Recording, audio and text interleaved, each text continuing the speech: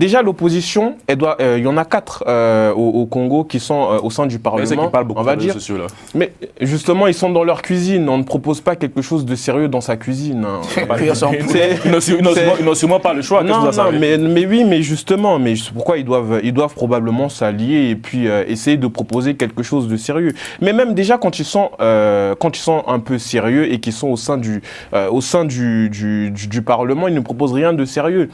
Surtout, on peut prendre sur toutes les propositions de loi qui ont été faites durant cette législature, je pense qu'il y en a peut-être une, voire deux maximum, qui ont émané de ces partis d'opposition. Il faut encore chercher. Hein. Et donc, il faut encore chercher. Même la perspective, c'est laquelle? Je vous ai dit tantôt, moi, je suis un républicain. Je ne suis pas belliciste, je ne suis pas non-violent. Mais craignez que ceux qui estiment qu'ils ne sont plus dans une perspective où le régime... je suivais hier Ondongo Gilbert, ancien ministre, qui disait « Jamais on quittera le pouvoir, jamais on perdra ». Si vous entendez ça d'un parti politique, ça veut dire qu'ils vont utiliser tous les moyens pour conserver le pouvoir.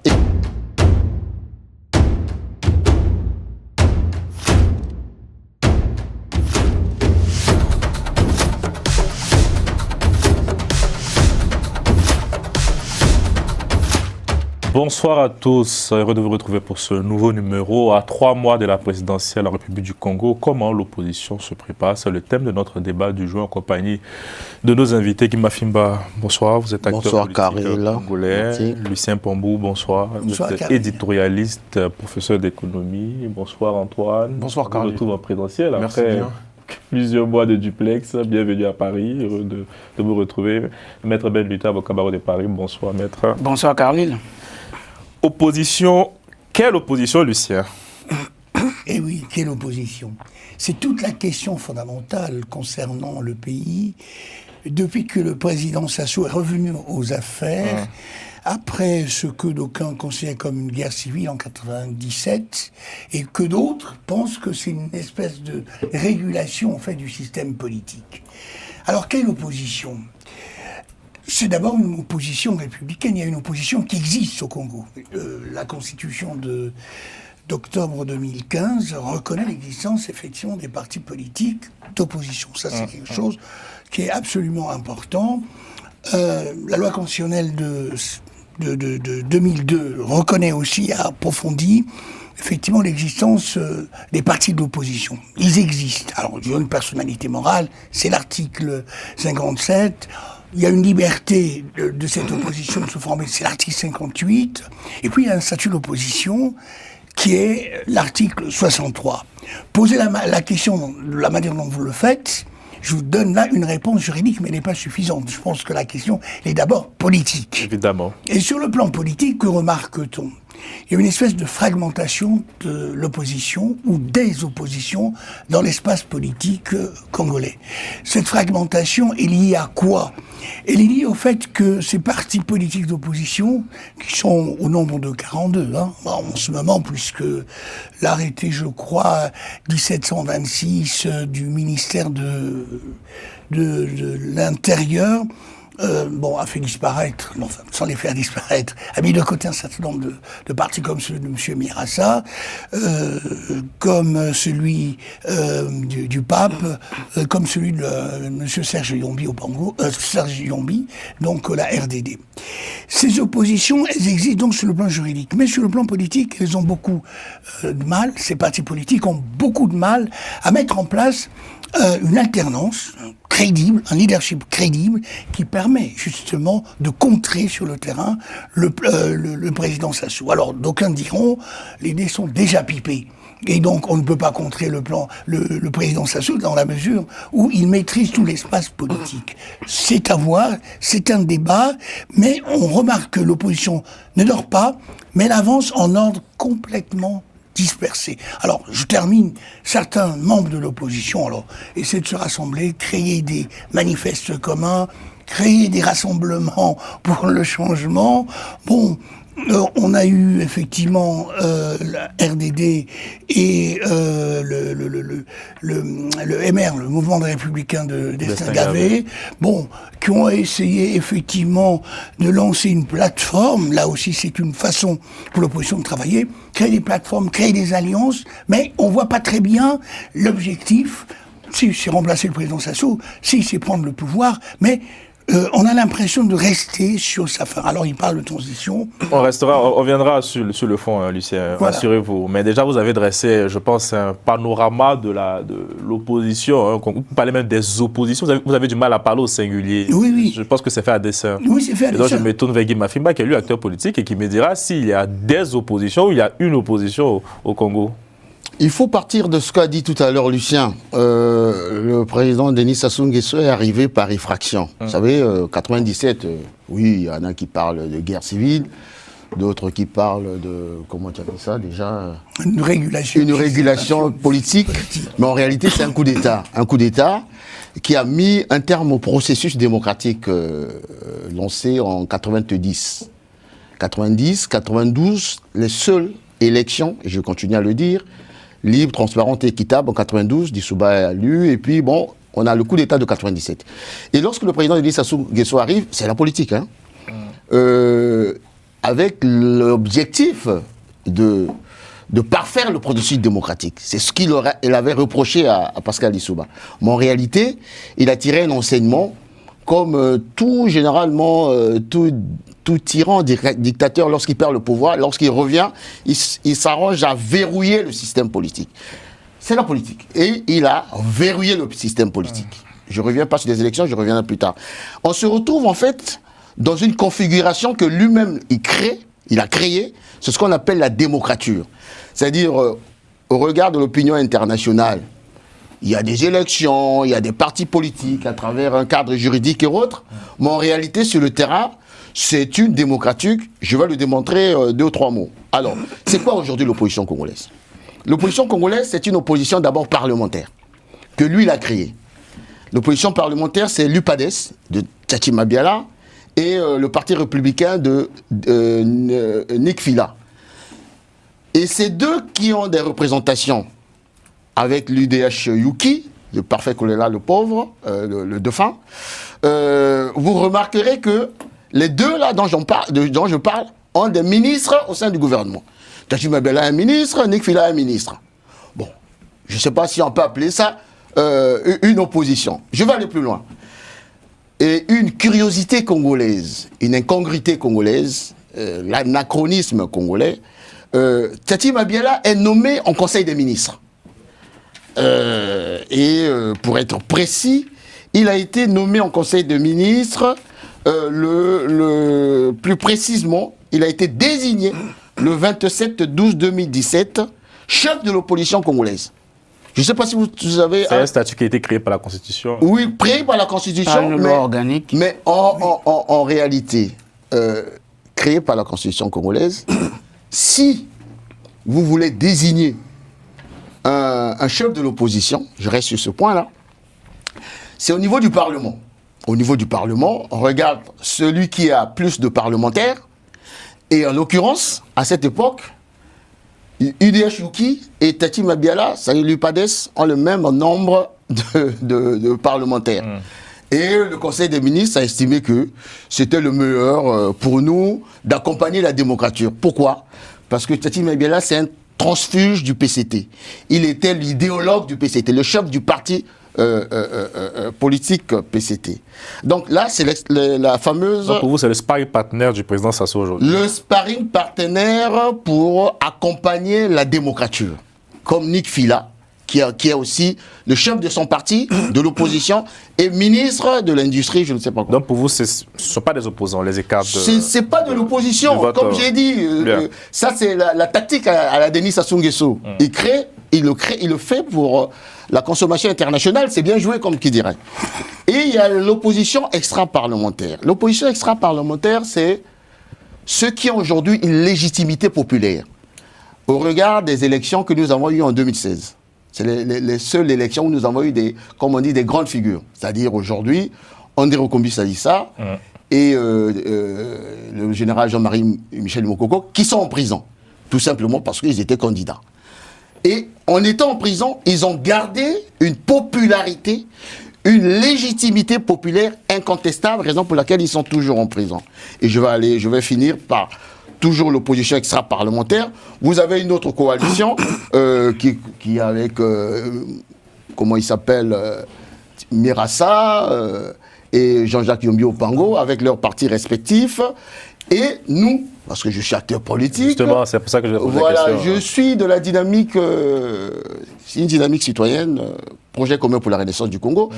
Je suis aux côtés, effectivement, de André Okombi Salissa, Jean-Marie Michel Mokoko et l'ancien ministre des Finances de Denis Sassou Nguesso, Mathias Ndjan. Nous formons une coalition.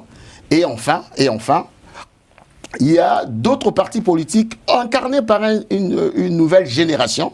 Destin Gavé, Vivien Manangou, qui a fait les plateaux ici, et Dave Mafoula. Et bien entendu, il y a un autre, Cédric Balou, aussi, du parti du Pape. C'est une jeune génération qui incarne aussi une opposition. Et je terminais en une seule phrase, et je reviendrai pour rentrer un peu dans les détails, parce qu'il faut les catégoriser, ces différentes coalitions. Justement. Mais pour moi, vous savez, la plus grande opposition au Congo aujourd'hui, c'est 90% des Congolais, citoyens congolais, qui veulent le changement. J'expliquerai pourquoi c'est la plus grande opposition aujourd'hui. Très bien. Maître Ben Luther. Merci Carlyle. Je crois que je vais un peu m'aligner sur ce que le constat du doyen Lucien, et puis qui a été aussi renchéri par le doyen Mafimba. Aujourd'hui, oui, il y a des oppositions au Congo. Et moi, je les ai, d'après mes recherches et des constats que j'ai essayé d'effectuer, j'ai trouvé, 5 catégories d'opposition. 5 catégories. 5. Dites-nous. La première catégorie, c'est une opposition qui est jugée trop proche du pouvoir. Le doyen ici a parlé du président Tchati Mabiala et du président Nick Fila. La deuxième catégorie, c'est une opposition qui est dans une espèce de victimisation constante, voire même éternelle. Et là, on peut évoquer le cas, par exemple, du président Mirassa, etc. On a vu lorsqu'ils ont lancé leur plateforme, changement de, je sais pas, les forces, je sais pas quoi. Ils se sont même mis à genoux à implorer le pardon. On parlera le pardon du peuple. On va y revenir. Ouais. Troisième catégorie, c'est une opposition qui, à mon sens, est utile, mais qui manque de boussole. C'est le cas, par exemple, de l'opposition qui existe, par exemple, au sein de la diaspora, qui est totalement dispersée. Aujourd'hui, si vous me posez la question au sein de la diaspora, connaissez-vous un opposant politique? Je dirais le doyen Mafimba. Les autres, je ne les connais pas. Il y a des opposants. Je ne les connais pas. Il y a un que Dalini avait reçu ici. Là, ben voilà, vous ne connaissez même pas son nom. Qui avait appelé. Enfin, non, pas que je ne connais pas son nom. Le colonel Moussunda. Voilà, mais c'est plus vous qui êtes mis en avant dans la proposition des idées, etc. Parce qu'il n'y a que vous que nous, enfin en tout cas moi, je suis de la diaspora, ça fait près de 20 ans que je suis en France, je suis dans la diaspora, mais j'en connais pas d'autres. Et puis, quatrième catégorie, c'est l'opposition du tout boycott. C'est-à-dire ceux-là qui ne vont jamais aux élections. Voilà, il s'agite, et vous avez parlé par exemple du président Nzo Mathias. Il ne participe à aucune élection. Mais à la veille des élections, il s'agite. Parfois, il a de bonnes idées que les Congolais. Il était là en 2021, il a participé.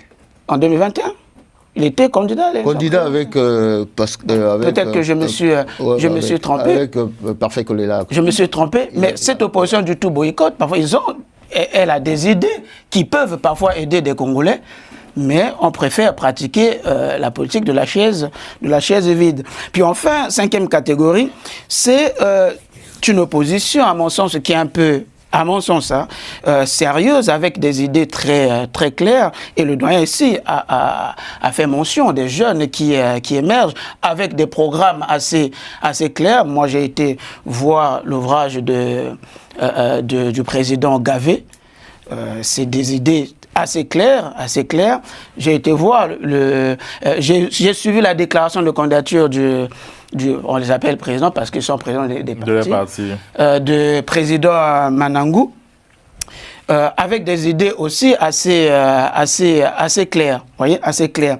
Maintenant, pour terminer, le doyen parlait de la désignation du chef de l'opposition. Oui, il y a une loi la loi numéro 28 2017 du 7 juillet 2017 sur le statut de l'opposition politique. Bon, les articles 11 et suivants, je ne vais pas lire, mais je vais lire l'article 11, mais alinéa 2.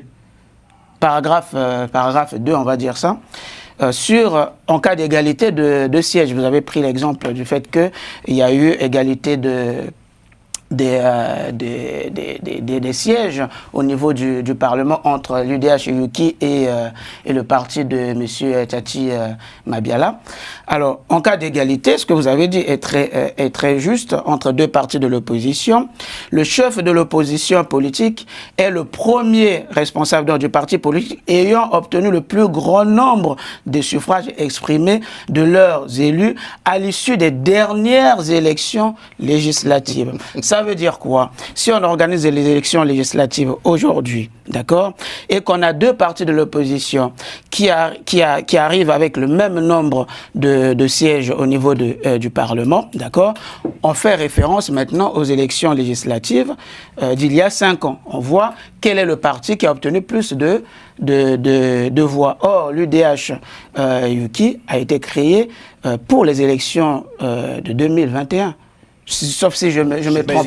Mais avant, Non, c'était juste un prétexte fallacieux. Non, c'est dans la loi. J'ai juste lu dans la loi. Après, tu vas dire que je te fais encore le reproche d'être... Non, mais c'est la loi, c'est pas moi. Oui, mais... Ils sont nommés selon la loi. Vous avez cité la loi. On peut instrumentaliser la justice pour tout et n'importe quoi. Bon, je sais pas si ici on parle de l'instrumentalisation, mais on sait que l'UPADES, c'est ça, l'UPADES avait obtenu plus de voix pour l'opposition, pour les élections de 2016. Je veux pas qu'on reste sur ça parce que c'est pas l'essentiel. Oui, on va avancer. On est encore sur la forme, on n'est pas encore sur le fond. Pour ceux qui nous regardent qui ne sont pas congolais, c'est quand même assez ahurissant que ce soit le gouvernement qui nomme le chef de l'opposition. Alors, il est désigné en conseil de ministres, mais en fonction de quoi? Il y a une loi organique. Il y a une loi organique. Non, je ne sais pas vous, je fais la remarque comme docteur maître. Non, mais c'est ça que j'explique. Si on me reproche de lire les textes... Vous savez très bien ma passion pour le droit constitutionnel. Oui, donc, mais si on me reproche de lire les textes... Non, vous avez raison, vous avez évoqué un texte. Oui. La démocratie, c'est un dispositif, on va dire, un mode de fonctionnement universel. Lorsque vous pouvez créer vos lois organiques, machin quoi, mais il faut se dire que on n'invente pas la roue. Lorsque vous inventez la roue et vous êtes à compte au courant de l'histoire, reconnaissez que c'est une stupidité. Et je ne veux pas que mon pays puisse incarner la stupidité, la bêtise.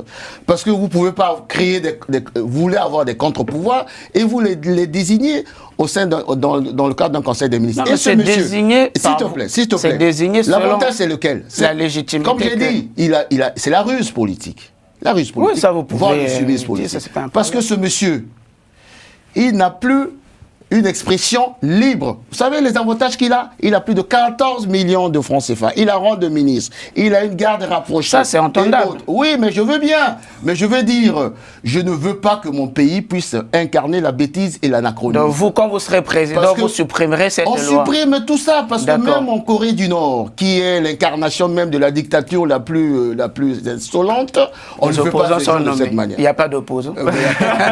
On va avancer. Antoine, est-ce qu'aujourd'hui, je pense que c'est une question assez intéressante que les Congolais se posent. Est-ce qu'aujourd'hui, le rassemblement de l'opposition est une option ou une nécessité? Vous n'êtes pas opposant, je précise, de votre regard de Congolais.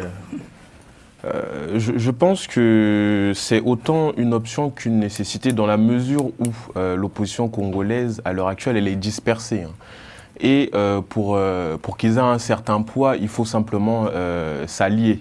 D'autant plus que, comme mon collègue et frère l'a dit, Ben Luther, il y a 5 types d'opposition et ils sont toujours dans la victimisation constante, où ils font la chaise vide.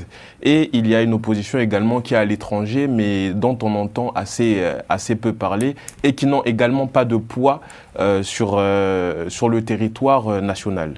Aujourd'hui, l'opposition doit réellement pouvoir se rendre compte de ses faiblesses, surtout, et pouvoir en tirer des conclusions afin de pouvoir s'élever, s'émanciper pour le bien des Congolais. D'ailleurs, le président lui-même, comme on le voit dans les textes, il fait place à l'opposition parce que les textes l'obligent, et de toute façon parce que c'est comme ça.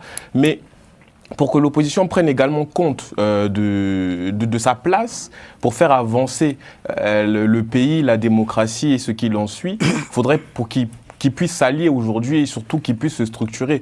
On ne peut pas dans un pays avoir 42 partis d'opposition. C'est lamentable. C'est du désordre. C'est du désordre, et effectivement. Et même le parti principal aujourd'hui, le PCT, ils en jouent parce qu'aujourd'hui, la division fait leur force. C'est le premier parti politique. Et donc, comment voulez-vous, avec qui vous voulez jouer au niveau de la politique si vous avez 42 adversaires qui avancent en marche dispersée? Ça sert strictement à rien d'avancer dans ce type de conditions.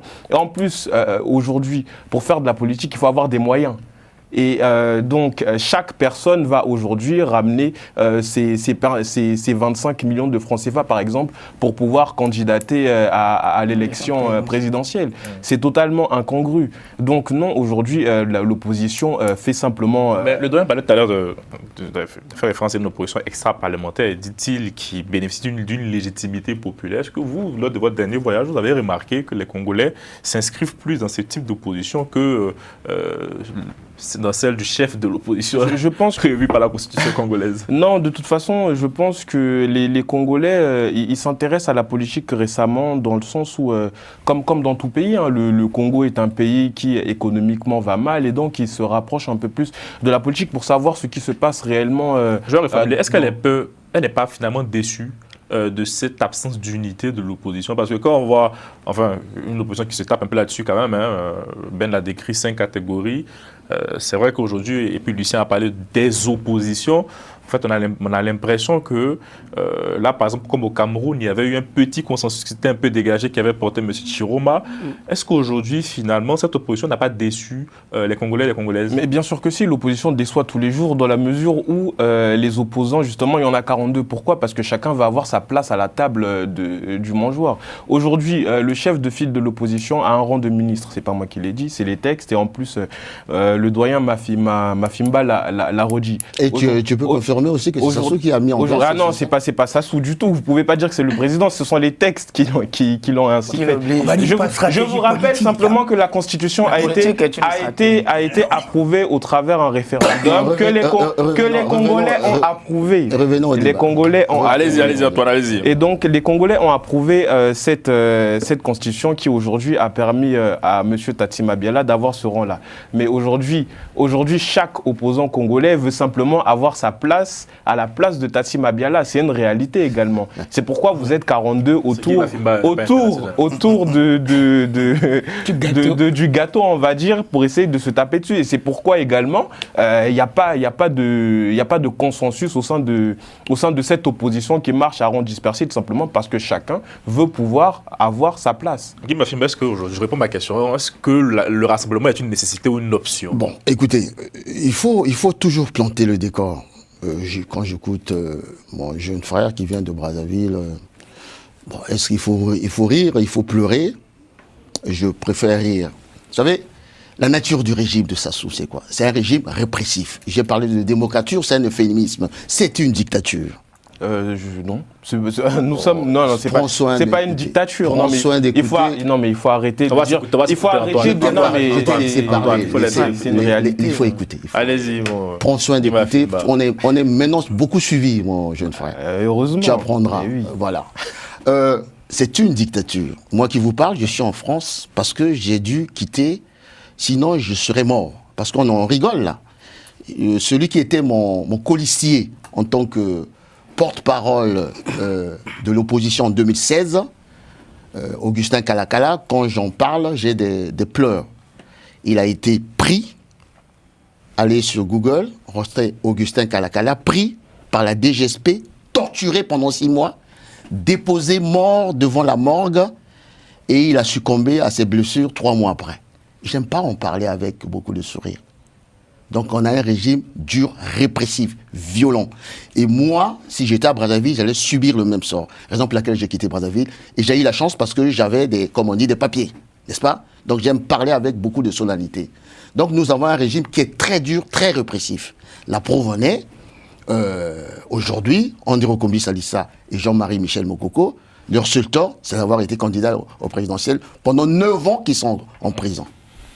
Alors, pour répondre à la question, est-ce que parce qu'on est divisé? Non. 2016, on est parti plus ou moins divisé. Il y avait 5 candidats de l'opposition. Mais tout le monde sait, en tout cas la conscience nationale et internationale sait que les élections ont été gagnées par cette opposition. Gagnées. C'est pas pour rien que l'ambassadeur de France s'est ramené chez Mokoko pour lui dire si tu reconnais les résultats, tu ne seras pas arrêté. Donc, le problème n'est pas celui-là. Le problème, c'est, comme j'ai dit, moi je suis en politique. Justement. C'est une ruse politique de M. Denis Sassou Nguesso. Il a réussi à créer une opposition de connivence, j'ai donné les noms tout à l'heure, et une opposition extra-parlementaire qui n'arrive certainement pas à s'organiser. Mais pourquoi? Parce qu'on parle d'opposition plurielle. Oui, l'opposition plurielle, les gens utilisaient souvent les concepts sans les maîtriser. Lorsque Jospin parlait de l'opposition plurielle en France, c'était dans les questions doctrinales. Il y avait les écologistes, il y avait les communistes, il y avait les socialistes, des questions... Voilà. Mais chez nous, quand on parle de pluralité, généralement, c'est la pluralité dans les stratégies. Je vais prendre 2 exemples, par exemple. Quand je prends tous ces jeunes qui se sont listés comme candidats, Gavet, Manangou, Dave, Cédric n'est pas candidat, Balou même. Bon, je veux bien, ils sont bien gentils, il me parlait de programmes. Vous savez, si c'était seulement les programmes, en 2016 on gagnait. Ce n'est pas les programmes qui manquent, on a de l'intelligence, on a de l'expertise. Mais la réalité c'est quoi? Moi je vais être factuel. Gavet, il a été candidat aux législatives à Dolisie. Manangou, candidat aux législatives à Pointe-Noire, Vivien. Dave Mafoula, candidat aux législatives à Mosaka. Tous les 3, ils avaient gagné. Mais ils n'ont pas été capables de mettre les gens dans la rue pour réclamer leur victoire. Parce qu'au Congo, c'est quoi? Comme j'ai dit tantôt, on nomme et le président et les députés. Ils n'ont pas été capables de sortir les gens de la rue. Ce qui fait que, aujourd'hui, je termine. Oui. Aujourd'hui, les stratégies sont diverses. Pourquoi? Parce que de 2002, première élection, le seul candidat le plus sérieux, Milongo, a préféré démissionner à la veille des élections. André Milongo. 2009, les violences. Parce que, à tort ou à raison, les élections étaient truquées. 2015, viol de la Constitution, on change de la Constitution. Et puis les élections, les 2 qui se retrouvent en prison. 2021, le seul candidat le plus sérieux, Parfait Kolela, meurt le jour comment dirais-je, où il fallait élire un chef de l'État. Vous voyez bien que de toutes les élections que nous avons passées, il n'y a eu que de la violence. Que de la violence. Ce qui fait que certains choisissent une autre voie. Et c'est ça le risque aujourd'hui dans notre pays. Vous avez parlé tout à l'heure de colonel Moussunda. Il y en a qui estiment que au Congo aujourd'hui, les élections ne servent à rien. Ça, c'est très intéressant. Il faut de la violence parce qu'ils ne comprennent que ça. Et moi, je suis un acteur politique responsable. Ouais. Je vais éviter cela. Il y a une autre tranche, qui est la nôtre, qui pensons que le président Denis Sassou Nguesso doit prendre conscience du fait que depuis 97, il est là, 28 ans, 30 ans. Il a eu les élections, tout ce qu'il veut. Mais aujourd'hui, peut-être à la fin de sa vie, au moment où ses partisans le considèrent comme une assurance vie, parce que contrairement à ce qu'on pense, même au sein du pouvoir, ils sont divisés en écuries. Denis Sassou Nguesso est devenu une assurance vie, comme les billets au Cameroun. Je pense que nous pensons, c'est ce que nous sommes en train d'implémenter comme orientation stratégique, d'expliquer au président Sassou Nguesso, asseyons-nous pour trouver les voies et les moyens pour sortir par la crise. Et je termine en disant, la dernière composante qui pense que je dois aller aux élections. C'est celle que j'ai citée.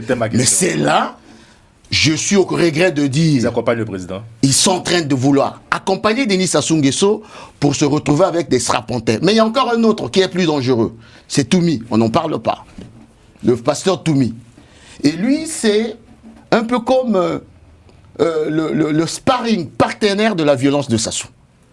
Du régime. C'est-à-dire que c'est celui qui, demain, on peut se réveiller un matin, j'espère que ça ne va pas arriver. Hein. Vous allez appeler Lucien, vous allez appeler docteur, vous allez... Ah, venez, ça se tire à Brazzaville.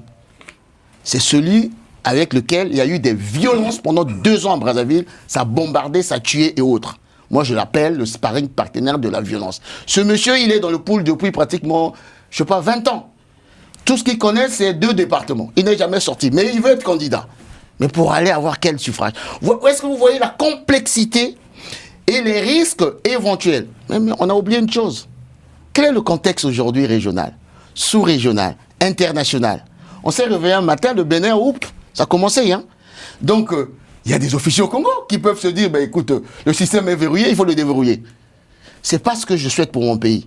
D'où ma responsabilité d'attirer l'attention. Je profite de votre micro pour attirer l'attention et de votre caméra, pour attirer l'attention de M. Denis Sassou Nguesso, qu'un homme d'État, c'est celui qui sait à un moment attirer, convoquer la responsabilité et ses convictions de responsabilité d'éthique pour éviter la sortie... Moi, je veux d'abord... En fait, il y a une clarification sur ce plateau qui est assez intéressante. Donc, le doyen Mafimba, selon vous, aujourd'hui, il faut, avant de parler élection, parler plutôt dialogue politique. Parce que j'ai l'impression d'entendre les opposants du fois commun ivoirien. Non seulement dialogue politique, mais par quel préalable? C'est quoi les élections libres, transparentes et équitables? Un corps électoral fiabilisé, on n'a pas de corps électoral. La biométrie, même la biométrie, là, vous savez, au Congo, on vote avec quoi? Tu prends ton comment on appelle ça, là, ton acte de naissance, un papier, sans photo, tu vas aller voter. Pas de biométrie. Non. Vous aurez la parole. Vous aurez la parole. Je termine. Oui. La Commission nationale indépendante, elle est là depuis pratiquement plus de 15 ans. La même. Et parmi la Commission nationale, il y a des membres du PCT de Sassou Nguesso dans sa commission. Et je terminerai en quoi? Lorsque c'est l'un des rares pays au monde, aux élections, les résultats sont proclamés à 3 h du matin, Internet est coupé, les militaires ont voté... Bon, vous voyez bien que tout ça... Et dans ces conditions... Attendez, là, moi j'ai une question qui peut être une exclue pour le Congo. Dans ces conditions, vous n'allez pas aux élections présidentielles, Guy Mafimba? Vous savez, toutes les options... Moi, Guy Mafimba, je vous parle là de manière solennelle. Moi, Guy Mafimba, je serai à Brazzaville... Premier trimestre 2000, avec mes amis, premier trimestre 2026. Et vous serez candidat à la présidentielle? Le problème, c'est pas d'être candidat. Pour faire bouger les lignes, quelles que soient les options qui vont se présenter, ou croyez-moi, monsieur Caril, je le dis sur non, mais parce que là, il y a un fait politique qui vient de se vivre sur Télé-Sud, qui fera l'actualité derrière. Allez-y, Lucien. Le fait politique que Guy vient de mettre sur la table, pas de violence, mais nous allons nous asseoir pour dialoguer. Tu me dis si je... Une suggestion, oui, tu as bien résumé. Voilà. Une suggestion républicaine. La question fondamentale qui est posée, en fait, et qui est en creux, c'est celle de la transition politique. Cette transition doit-elle être conjoncturelle ou structurelle? Ça, c'est un premier point.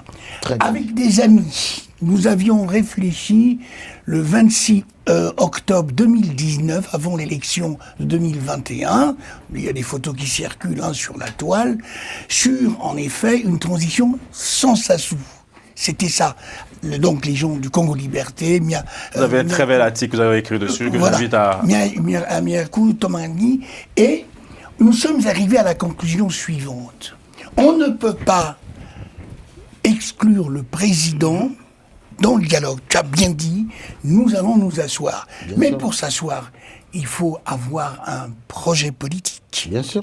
Il faut avoir une organisation. Bien sûr. Est-ce que vous êtes sûr, cher G3M, que les oppositions sont aptes à parler d'une même voix? C'était ma question. Est-ce que le rassemblement est une nécessité ou une option, Lucien? Ouais, mais justement, non, c'est pas une nécessité. Pourquoi? c'est Parce une que, option. vous savez, avec Internet, Oui. c'est une option. vous vous appelez Terre-Tempion, vous mettez devant votre caméra, vous commencez à parler, vous faites 6000 vues, vous prenez pour un opposant. C'est tout le drame de ce pays-là. Mais les Congolais savent qui est qui dans ce pays. Bien. Voilà. Donc, même M. Denis Sassou Nguesso, Parce que vous aussi, vous avez fait l'objet de beaucoup d'attaques de la part de certains ici, qui vous assimilent aussi au régime. oh, vous savez, c'est de bonne guerre, mais vous savez, c'est les actes... Quasiment tous les opposants c'est les sont actes qui assimilés parlent. au régime. C'est les actes J'ai qui- coincé Destin la semaine dernière ici aussi sur ce sujet. Mais c'est les actes qui parlent pour moi. Les actes qui parlent pour moi depuis 1997. Je combats le régime de Denis Sassou Nguesso. Les actes qui parlent pour moi. Et lorsque les actes parlent pour vous, vous n'avez rien à craindre. Et, Non, mais il y a En tout ça, cas, c'est une émission de clarification. Je pense que ça fera beaucoup d'actualité, mais cette pour émission. rebondir, c'est souvent Allez-y, ces oui. mêmes opposants qui s'accusent, en fait. Parce que quand on a entendu les déclarations du président Mirassa, qui disait que il y avait une opposition du jour et une et la nuit. Il a désigné Tati Madiala. Voilà, bon, bah, très clairement. Très clairement. Mais c'est ce que j'ai fait tout à l'heure. Non, c'est pour dire qu'il y a entre vous, vous vous accusez parfois, qui est normal. parfois mutuellement, à tort ou à raison. Hein. Et ça, allez-y, posez votre... Parce que j'ai une autre question plus intéressante. Oui. Le doyen a fait une proposition de dialogue, hein, et puis le gouvernement, et je dirais même le président de la République, a été toujours partant pour le dialogue. On se rappelle le dialogue de Tsibiti, etc. Il y a toujours eu des dialogues. dialogue et dialogue. Maintenant, comme le doyen l'a proposé, il faut aller au dialogue avec un programme. Or, le doyen ici dit que c'est pas un programme qui va régler Non, mais non, il a dit deux choses. Il y a ce qu'on appelle... Je vais continuer. Il y a deux choses. Juste pour ça. Hein. Je vais vous poser juste en fait deux Il a questions parlé puisqu'on de a la dialogue. chance de vous avoir. Laissez-le poser la question et On puis a la après... chance de vous voilà. avoir sur le plateau. Il n'inquiète pas toute l'opposition congolaise. Attention, allez doucement. Mais il fait partie de cette opposition que moi je considère comme étant un peu, on va dire, sérieuse. Merci, simplement. docteur. Voilà. Parce que je vous ai dit, ici au sein de la diaspora, quand on me dit qui est l'opposant ici, moi je dirais le doyen Mafimba, les autres je ne les connais pas. Et il a même dit qu'il y en a qui prennent leur smartphone dans la cuisine. Donc il dit je suis devenu opposant. Voilà. C'est la triste réalité. Donc, le doyen a évoqué, puisqu'on parle de l'opposition, le doyen a évoqué une opposition extra-parlementaire, c'est-à-dire cette opposition qui n'a pas de représentants au niveau des institutions. D'accord ? Et il a dit une chose très intéressante, c'est que cette opposition a aujourd'hui une légitimité populaire. Il a pris l'exemple du président Gavé, de Mafoula, Romain Manangou, L'ensemble, qui, selon mon doyen, avait gagné des élections, mais n'ont pas su mobiliser des gens qui descendent dans la rue. Est-ce que vous ne voyez pas qu'il y a un véritable contraste? Vous dites qu'ils sont populaires, cette opposition extra-parlementaire populaire. En même temps, ils ne gagnent pas les élections, ils font des revendications et personne ne descend dans la rue. Moi, la question, mais la question qui est assez intéressante, pas je pense qu'aujourd'hui, Guy Mafimba a décrit un régime politique dictatorial contesté par Antoine. Je pense qu'il a l'occasion de réagir dessus. Enfin, moi, je suis ivoirien, on a vu comment ça s'est passé chez moi. Dans ce contexte, est-ce qu'il ne faut pas boycotter les élections finalement? Parce que pour être plus cohérent, soit on n'est pas d'accord, on dit que c'est déjà gagné d'avance, on n'y va pas, on ne s'intéresse pas, on ne reconnaît pas. Mais si on part à ces élections, on s'y soumet. Et on reconnaît de facto le président. Parce que j'ai l'impression qu'il y a une opposition congolaise qui ne reconnaît pas ou qui n'a jamais reconnu le président Denis Sassou Nguesso. Moi, je réponds à cette question par une autre. Boycotter les élections, c'est très bien. Mais on propose quoi?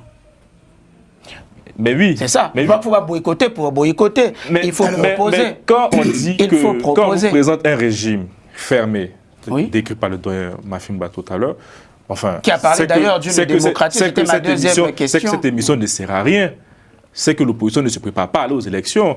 C'est que finalement, on ne peut pas sauver le Congo. Mais Carline, je termine juste en fait sur ma deuxième question qui va justement répondre à celle-ci. Le doyen va nous apporter une réponse. Il parle de la dictature, qu'il y a une démocrature au Congo, etc. Mais est-ce qu'aujourd'hui, quand on voit la manière dont l'opposition est organisée, est-ce que vous ne pensez pas que cette démocrature se justifie aussi, selon vous, hein, cette démocratie se justifie aussi par le fait que vous-même, l'opposition, vous êtes très faible.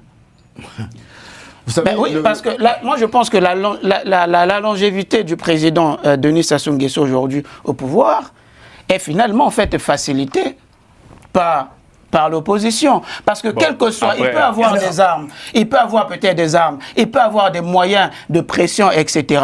Mais quand on a une opposition forte, à un moment donné, il finira toujours par céder. Mais moi, ça c'est un sujet que je voulais qu'on aborde après. Par exemple, là, vous avez parlé de M. Parfait Kolela, paix à son âme, et de M. Mokoko aujourd'hui. Enfin, je pense qu'au Combi, voilà, c'est très bien sur ce plateau que ce sont des personnes qui ont suscité un souffle, j'ai envie de dire, dans ce pays au moment des élections. Et aujourd'hui, la question qu'on peut compléter, hein, je dirais, c'est qui peut aujourd'hui incarner personne. Personne. Ça, il faut aussi rappeler que ça permettra de nourrir la réflexion. Les deux, M. Okombi, par exemple, est resté 15 ans. Parce que la question du contexte sous-régional est intéressante. Je fais le parallèle avec le Cameroun, parce qu'au départ, M. Chiroma aussi paraît très contesté par ses opposants et tout, mais ce monsieur, il incarne, je dirais, une sorte d'alternance. Vous avez compris pourquoi. Mais au Congo, il y a personne incarné. Voilà. De vide sidéral. Il n'y a personne. Allez, il va répondre, mais voilà, mais c'est pas une question qui émerge. Pour rien. Je vous prends encore un exemple simple. Vous savez à quel moment, je suis acteur, hein, à quel moment Jean-Marie Michel Mokoko est rentré dans la campagne? La campagne, c'était l'élection en mars, il est arrivé en janvier. Et il a ratissé large, d'une popularité incontestable. Il a organisé un meeting à Pointe-Noire. Jamais dans l'histoire du Congo, on a vu autant de monde dans la rue, sans donner 1000 francs. Ce qui est le cas du pouvoir. Pour sortir les gens dans la rue, ils doivent donner 2000 ou 5000 francs. Ça, c'est connu, c'est de l'autorité publique. Qu'est-ce que je veux dire par là? Tout à l'heure, je vous ai dit, il y a une opposition. 90% des Congolais veulent le changement. Contrairement à ce que peut penser mon frère, mon jeune frère. Antoine a les 10% qui ne veut pas le changement. Qu'est-ce que je veux dire par là? Vous avez pris l'exemple du Cameroun qui est intéressant. Oui. Quand il est arrivé, personne ne lui donnait, ne serait-ce que...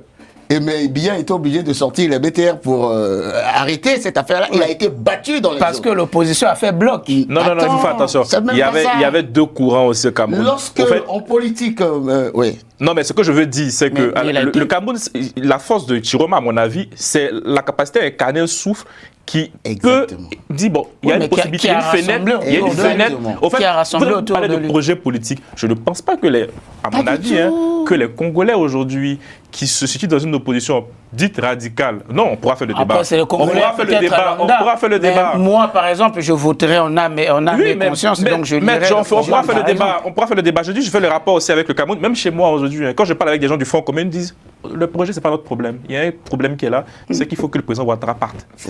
Et ceux qui sont dans cette réflexion aujourd'hui, minimum ceux qui sont dans cette réflexion, pourquoi même ils n'arrivent pas à se mettre d'accord ensemble? C'est ça d'abord le problème. Ne serait-ce que former un front, parce que Chiroma, c'est pas de l'espoir qu'il incarnait pour son projet, mais c'est la possibilité de partir. En une phrase, c'est ce que nous avons fait en janvier, 2 mois avant les élections. C'est là où nous avons créé la composante FOCAD, IDC, composante J3M. On a fait front, on a mis quand même 5 candidats, de 4 candidats, 5 candidats, mais qui ont battu à plat de couture le PCT. Aujourd'hui, comme j'ai dit, 90% veulent le changement. Statistiquement, qui les a analysés. C'est ça. Statistiquement.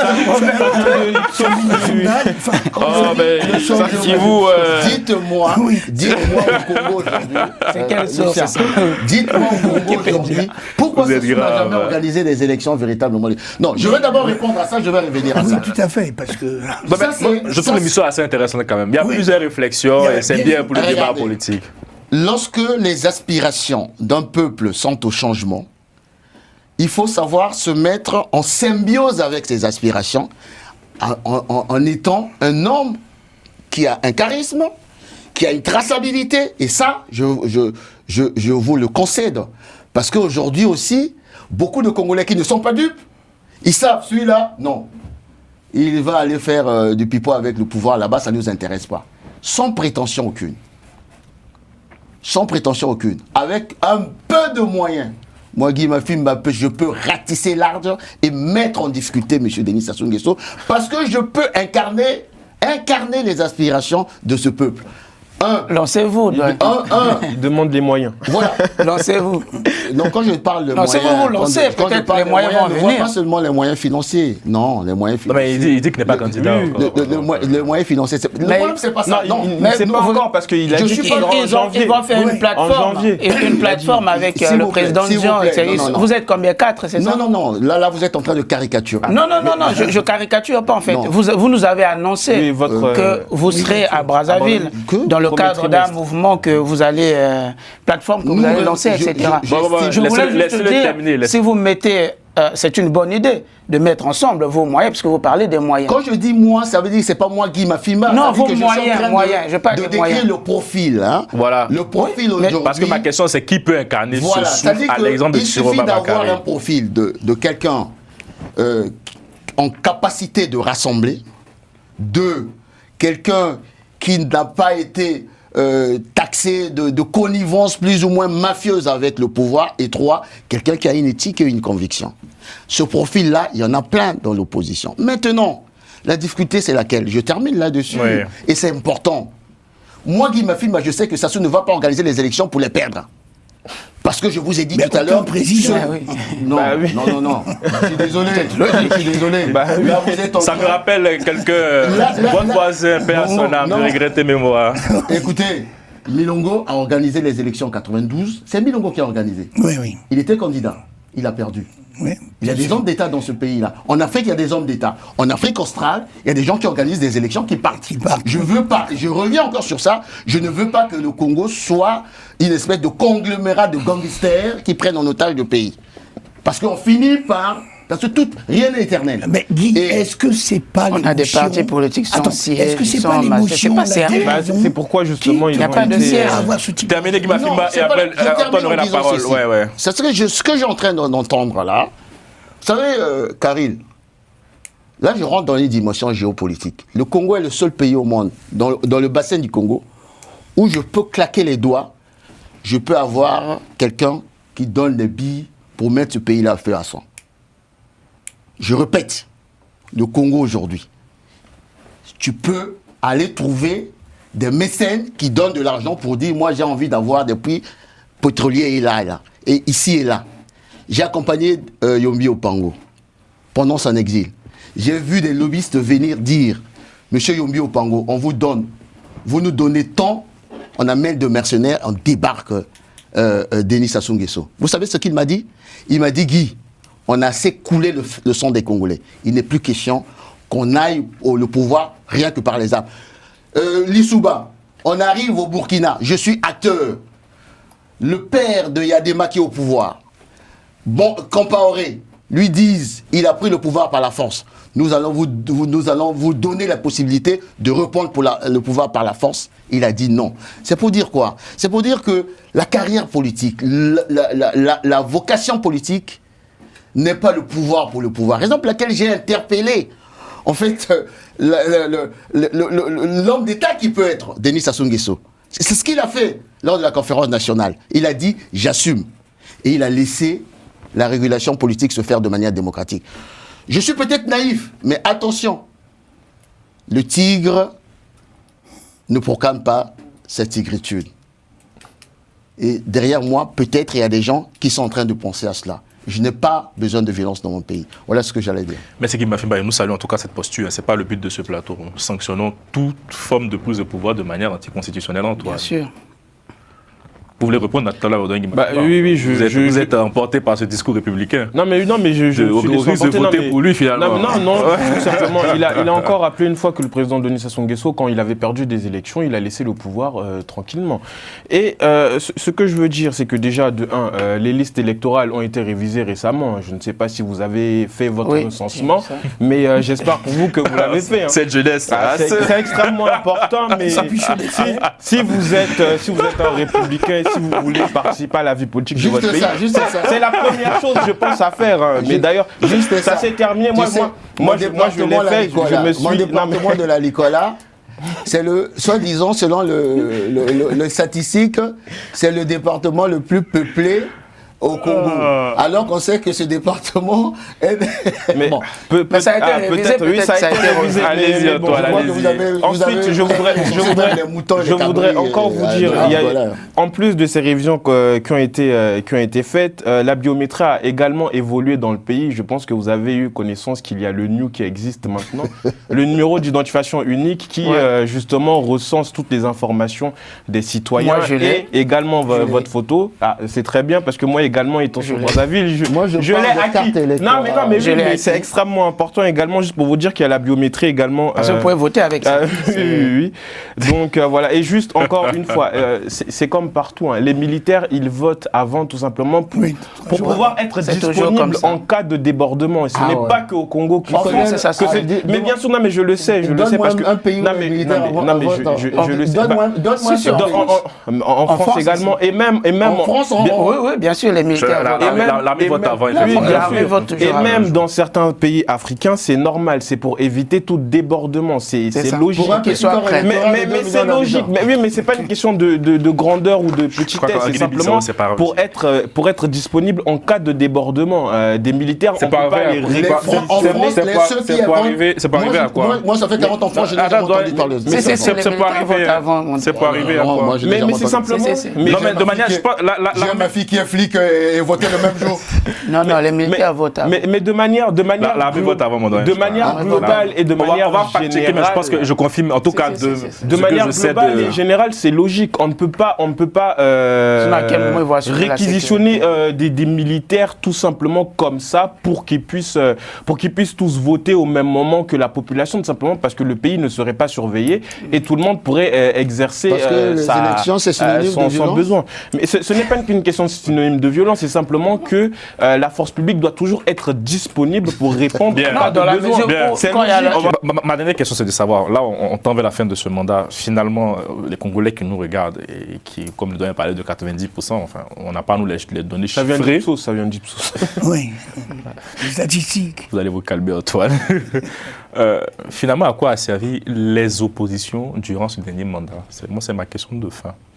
Je peux répondre? Allez-y. Oui. Déjà, à rien. À rien du tout. À rien du tout, parce qu'on le voit quotidiennement. D'ailleurs, on avait fait une émission sur les clowns dont je rappelais, même sur le discours du président, quand il disait même, voilà, le verre est dans le fruit, on va lutter contre la corruption, etc. Je lui dis, mais le président accuse même son propre camp d'un certain nombre de mots, mais l'opposition ne récupère rien. C'est-à-dire l'opposition ne fait absolument rien. Et quand on voit aussi aujourd'hui, cette opposition crie, voilà, on a suspendu des partis, etc., etc. Mais c'est des partis qui n'ont même pas de siège et qui n'ont pas au siège que les domiciles des personnes physiques, etc. Il n'y a pas de sérieux, en fait, dans cette opposition. C'est pour ça que moi, je sors du lot. Par exemple, le mouvement du président Gavé. Je sors du lot le mouvement, par exemple, de président Vieux-Romain Manango. Peut-être il y en a d'autres. Il y en a d'autres que j'ignore peut-être, mais qui, à mon sens, ont pris conscience un peu d'un certain nombre de choses. En tout cas, à ce stade, c'est Destin Gavé et Frédéric Bitsamou, c'est ça, qui ont déclaré la candidature. Alors lui, moi, je ne sais pas si à ce stade. Oui, mais non, il y a aussi Vivien Romain Manango qui a déclaré sa candidature. Okay. Après, le pasteur Ntoumi, honnêtement, je ne sais pas. Je n'ai rien à dire sur lui. Pour moi, le véritable problème de l'opposition, c'est pour ça que le président Sassou peut dormir tranquillement s'il va aux élections. D'accord ? Cette opposition n'a jamais travaillé. Elle ne travaille qu'un mois ou 2 mois avant les élections. Il faut être sérieux. Une opposition, ça se construit. Il y a tout un bréviaire, permanence à mettre en place. Il y a à mettre en équivalence ce que fait le gouvernement, ce que l'on veut proposer. Or, nos oppositions, j'ai dit bien nos oppositions au Congo, font beaucoup de bruit, 1 mois, ou quasiment quelques mois avant les élections. Tant qu'elle se comportera comme ça, eh ben, elle restera toujours dans l'opposition. Antoine, je donne la parole à Guy Mafima pour terminer. Ça prouve simplement qu'il n'y a pas de légitimité dans cette opposition-là. Hein. Le fait qu'ils puissent sortir à deux mois ou 3 mois avant les élections, hein, ça prouve simplement, encore une fois, que... Donc elle n'a pas existé durant ce mandat. Ils n'existent pas, les oppositions au Congo, parce qu'ils ont peut-être des projets, mais on ne les entend pas. Ils ne font pas de contre-pouvoir même ceux qui sont au Parlement. Bien sûr, même ceux qui sont au Parlement. Il y a exactement 16 députés, de loi de l'opposition. 4 par Chi. Exactement. Déjà, l'opposition, il y en a 4 au Congo qui sont au sein du Parlement. Mais c'est qui parlent beaucoup on va de dire. sociaux, là. Mais justement, ils sont dans leur cuisine. On ne propose pas quelque chose de sérieux dans sa cuisine. Hein. Ils n'ont sûrement pas le choix. Non, mais oui, mais justement, mais pourquoi ils doivent probablement s'allier et puis essayer de proposer quelque chose de sérieux. Mais même déjà quand ils sont un peu sérieux et qu'ils sont au sein du Parlement, ils ne proposent rien de sérieux. Surtout, on peut prendre sur toutes les propositions de loi qui ont été faites durant cette législature, je pense qu'il y en a peut-être 1, voire 2 maximum, qui ont émané de ces partis d'opposition. Il faut encore chercher. Hein. Et donc, il faut encore chercher. Même tout le Parlement. Je ne pense pas que les Congolais ont simplement 1 ou 2 problèmes que ces oppositions peuvent proposer. Et donc voilà. Enfin, c'est vraiment dommage, je dirais. L'opposition fait partie de la vie démocratique du pays et je pense qu'ils peuvent même aider aujourd'hui le président à pouvoir régler certaines choses. Très rapidement, ce qu'Antoine dit pour enchérir, pour laisser la parole à Mondoé pour conclure, on avait eu une histoire de, entre guillemets, la vente des terres aux Rwandais, etc. On a vu quand même l'opposition s'est levée. Hein, l'opposition s'était levée et le gouvernement a fait quoi? Marche arrière. Voilà, c'est sur des questions comme ça, on les attend en fait. On les attend sur des choses comme ça. Sur les Koulouna, la personne... Et ça venait de... Et ça venait de Madame Claudine Mounari, hein, qui a un seul député. Je crois que c'est la seule d'ailleurs, elle est de son parti au sein du Parlement qui a parlé. Alors que les autres partis d'opposition, il y en a deux qui ont 7 députés. Donc voilà. Si la jeunesse savait... Non, bon, ils sont dans une caricature assez étrange. Non. Vous savez, avant de venir à cette émission, et je les reçois tout le temps à travers mes différents canaux, il y a un jeune qui m'a dit, grand frère, tu peux parler un jour, comme tu es souvent dans les médias, que nous, à la Poste, nous avons 60 mois sans salaire. 60 mois sans salaire. Poste congolaise. 60 mois sans salaire. C'est géré par mon ami Ibombo, qui est ministre. Il y a des gens qui m'appellent pour me dire, l'université est en grève depuis pratiquement 3 semaines. Ils risquent là, on doit avoir une année blanche. Il y a des retraités. Ma mère, elle a pratiquement plus de 3 ans sans pension. Au Congo, il revient de là. Il n'y a pas d'eau, il n'y a pas d'électricité. Vous êtes lavé au moins, j'espère. Même sûr, non, mais je pense que je termine. Non, mais bon, je vous laisse terminer parce qu'il y a la caricature. Je suis absolument pas d'accord. Ce tableau apocalyptique. La caricature des réseaux sociaux. Hein. Attention, Antoine, laissez terminer Mafima. Tout ce tableau apocalyptique résume en fait les 90% des Congolais qui veulent le changement. Maintenant, à cela, il faut ajouter la nature du régime qui est dans la ruse, qui est dans la violence. Encore dans la rue, je peux comprendre, mais c'est la violence que je ne supporte pas. Donc, craignez que demain, si j'arrive à Brazzaville, si le jour on va m'arrêter, j'espère que vous allez faire des émissions et mon jeune frère ne viendra pas pour dire le grand frère est en train de faire Antoine. la mise en scène. Mais malheureusement, c'est la réalité de ce pays. Donc, en cela, la perspective, c'est laquelle? Je vous ai dit tantôt, moi, je suis un républicain. Je ne suis pas belliciste, je ne suis pas non-violent. Mais craignez que ceux qui estiment qu'ils ne sont plus dans une perspective où le régime... je suivais hier Ondongo Gilbert, ancien ministre, qui disait « Jamais on quittera le pouvoir, jamais on perdra ». Si vous entendez ça d'un parti politique, ça veut dire qu'ils vont utiliser tous les moyens pour conserver le pouvoir. Et comme... vous savez, rien n'est éternel. Rien n'est éternel. Donc... j'estime que nous avons des stratégies pour essayer d'amener à la raison le pouvoir, de discuter, pour arriver à une transition, pas conjoncturelle, structurelle. Là, on n'a pas besoin, bien entendu, des programmes, c'est juste se mettre d'accord sur un programme économique commun pour éviter que demain le pays soit... Le pays est déjà hypothéqué. Il y a le social aussi, il n'y a pas que l'économie. Hein. Non, quand je dis l'économie, c'est tout ça. C'est tout ça. Et enfin, en se disant, En tout cas, donnez-moi la force et faites des prières pour que au premier trimestre Allez-y. 2000. Vous allez voir qu'au Congo, il y a la démocratie, vous serez bien accueillis. Je serai à Brazzaville pour faire bouger les lignes afin de faire gagner le Congo et les Congolais. Merci beaucoup, monsieur. Petite clarification. Cette émission, c'était un lieu d'échange, tout ce que je trouvais assez intéressant. Il y en a qui quand viennent même. insulter sur les réseaux sociaux. C'est pour ça que je fais une précision. Il y a le groupe vit bien, comme je dis à chaque émission, mais c'est un cadre de débat. En tout cas, merci beaucoup, doyen, d'avoir permis aux jeunes qui sont en face de vous poser des questions, de vous confronter. C'est ça aussi, hein, l'échange, cette démocratie, je dirais.